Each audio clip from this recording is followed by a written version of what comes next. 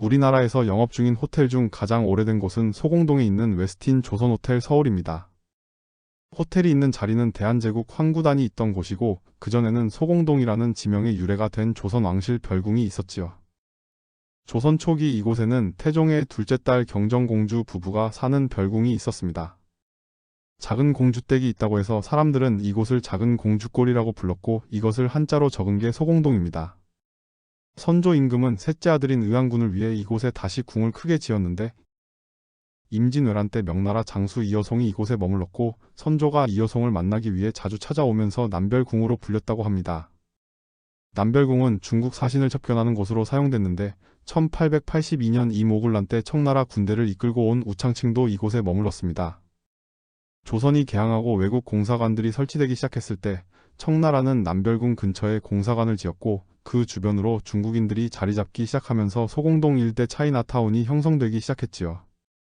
청국 공사관 자리에는 중화민국 대사관이 있다가 지금은 중화인민공화국 대사관이 돼 있습니다. 중국 사신들이 머물던 남별궁은 천자의 위엄을 드러내는 곳이기도 했는데 고종은 남별궁을 헐고 그 자리에 황구단을 세웠습니다. 황구단은 천자가 하늘의 제사를 지내는 단입니다.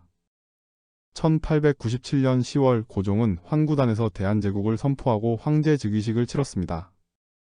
1899년에는 3층짜리 팔각 건물인 황궁호를 세웠는데 황궁호는 천지에 있는 여러 신들의 위패를 모신 곳입니다. 황제국이라고 천명해본들 힘없는 나라는 결국 일본에 넘어갔고 황구단이 무사할 리 없었습니다. 먼저 소공동에는 일본인들의 거류민단 사무실을 비롯해 경찰서, 우체국 같은 기관들이 들어섰고 소공동을 관통하는 도로가 새로 뚫렸습니다. 소공동을 일제강점기에는 하세가와초라고 했는데 조선주차군 사령관이었던 하세가와의 관저가 이곳에 있어서 그 이름을 딴 거였지요. 관저가 있던 곳은 현재 한국은행 신관 뒤쪽 편이었는데 대한제국 영빈관이었던 대관정을 하세가와의 관저로 사용했던 거고 나중에 이 자리에 경성부립도서관이 생겼다가 도서관이 남산으로 이전한 뒤 민주공화당사로 쓰이기도 했습니다. 조선 총독부는 황구단을 헐고 그 자리에 철도호텔을 지었습니다. 당시에는 장거리 여행의 철도가 주로 이용됐고 조선 총독부 철도국에서 철도를 이용하는 여행객들을 위한 호텔을 기차역 주변에 짓기 시작했는데 처음 만들어진 철도 호텔은 1912년 문을 연 부산역 호텔입니다. 황구단을 헐고 지은 서울의 철도 호텔은 조선호텔이라고 했고 지하 1층 지상 4층 규모로 1914년 개관했습니다. 황구단 정문은 헐리지 않고 호텔 정문이 됐는데 70년의 호텔을 새로 지을 때까지 남아 있었습니다. 황궁우와 산문도 철거를 면했지만 호텔에 딸린 후원 같은 형국이 돼버렸습니다. 조선호텔에는 처음 보는 신문물이 많았고 서민들이 보기엔 별천지 같은 모습이었습니다. 조선호텔에는 우리나라에서 처음으로 엘리베이터가 설치됐는데 이 엘리베이터를 수직철도라고 불렀다네요. 조선호텔에서는 처음으로 무도회라는 게 열렸고 당시에는 꽤 신기한 광경이었던 무도회 모습이 신문기사로 전해지기도 했습니다. 1918년 여름에는 벨기에 영사관에서 옮겨온 장미들로 호텔 후원의 로즈 가든이 조성됐습니다. 여름마다 황궁우 주변에서 300그루 넘는 장미들이 꽃을 피우며 여흥의 공간을 제공했지요. 1924년에는 최초의 프렌치 레스토랑인 팜코트가 문을 열었습니다. 조선호텔에서는 정통 프랑스 요리를 내세웠는데 프랑스 요리란 바로 서양 요리를 대표하는 것이기도 했지요. 베란다를 지붕까지 유리로 두르고 이국적인 나무들로 장식해놓은 팜코트는 유명 인사들이 즐겨 찾았고 당시 유행을 쫓던 모던보이 모던걸이라면 팜코트에서 푸아그라나 달팽이 요리까지는 아니더라도 양파스프와 커피 정도는 먹어봐야 명함을 내밀 수 있었지요. 썬룸 너머로 황궁우가 보이던 팜코트는 1970년 재개장할 때 나인스 게이트로 바뀌었습니다. 조선호텔은 해방 후 미군 장교들 임시숙소로 쓰였고 우리나라를 방문한 외국의 고위급 인사들을 위한 영빈관 역할도 했습니다. 당시 조선호텔에서 가장 좋은 객실이 201호였는데 이곳에 머문 사람들을 보면 외국 귀빈들을 비롯해 이승만 박사, 서재필 박사, 메가더 장군, 백범 김구 등이 있습니다. 1948년 정부 수립 후에 교통부에서 조선호텔을 인수해 직영호텔로 운영했고 전쟁 중에도 다행히 큰 피해를 모면했지요. 휴전 후에 유엔군에게 이양돼 미국의 한국 원조 사업을 위한 사무실과 직원 숙소로 또 미팔군 시설로 쓰이다가 61년에 되돌려받았습니다. 1950년대 후반까지 조선호텔은 반도호텔과 더불어 가장 큰 호텔이었습니다. 조선호텔 바로 옆에 있던 반도호텔은 1938년 일본인 재벌 노구치가 세웠습니다.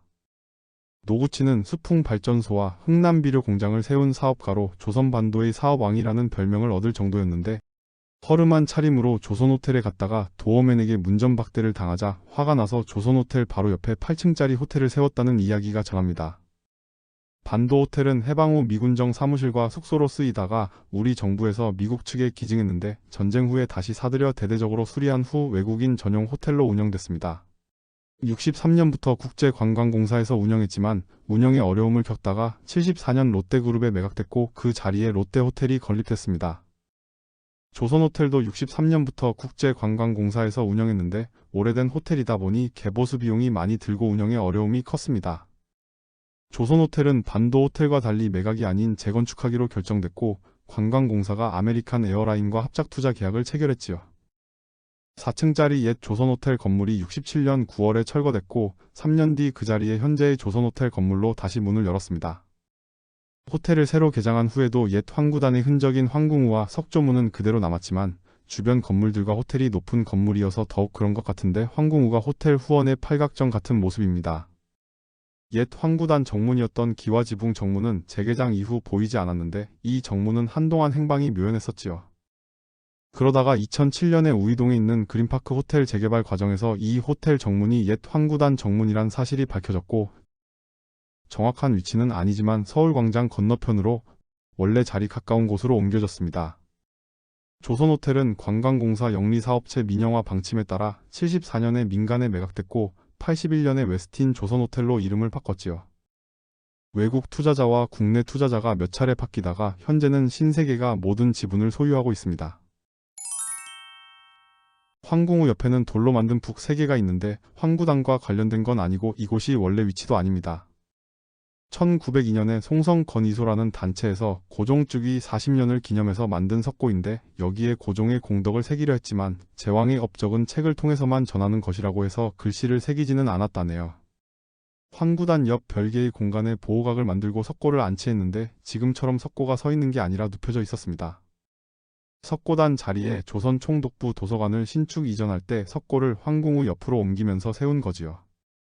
석고각 정문인 광선문은 그대로 도서관 정문이 됐다가 남산에 있는 일본 사찰인 동본원사 대문이 됐고 64년에 성균관대학교 정문이 됐다가 76년에 철거됐습니다. 석고각은 장충단 공원에 있는 이토 히로부미 추모사 차린 방문사 경내로 옮겨져 종각으로 쓰였다는데 41년 영화인 반도의 봄에 나온 모습을 보면 종은 보이지 않네요. 석고각은 창경원으로 옮겨서 야외 무대로 쓰이다가 80년대 창경궁 복원사업 때 철거됐습니다. 석고각 자리에 있던 총독부 도서관은 해방 후 국립도서관으로 승계됐는데 74년 롯데그룹의 부지를 매각하고 남산 어린이회관 건물로 옮겼다가 88년에 현재 자리로 이전했습니다.